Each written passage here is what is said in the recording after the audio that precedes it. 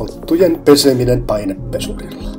Ensin otetaan yksi painepesuri ja varmistetaan, että sen pesuaineliitäntä ei ole käytössä.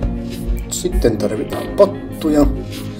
Kytketään painepesuri sähköverkkoon ja vesiverkkoon ja laitetaan potut kattilaan. Laitetaan siis potut kattilaan. Noin. Ja sitten suoritamme painepesurin koekäynnistyksen. Ja kun kaikki on kunnossa, voimme aloittaa pottujen pesemisen.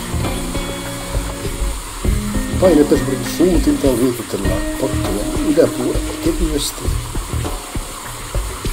Ja kuten huomaamme pikkuhiljaa, potut alkavat puhdistua. Pottujen pesemiseen käytetty aika näkyy videolla, jos katsot tarkasti. Pidä huoli siitä, että suutinta liikaa lähellä pottuja, jotta niiden pinta ei turhaan vahingoita.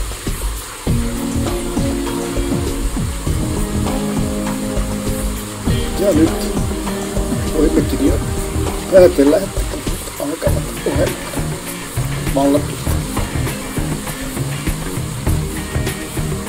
Noin, eiköhän se ollut siinä.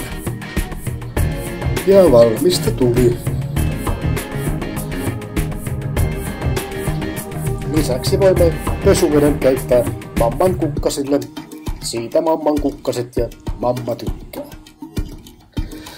Siinä on mukavasti ravinteita mukana. Ja ei muuta kuin painepesurilla pestyt potut kiehumaan ja kohta nauttimaan.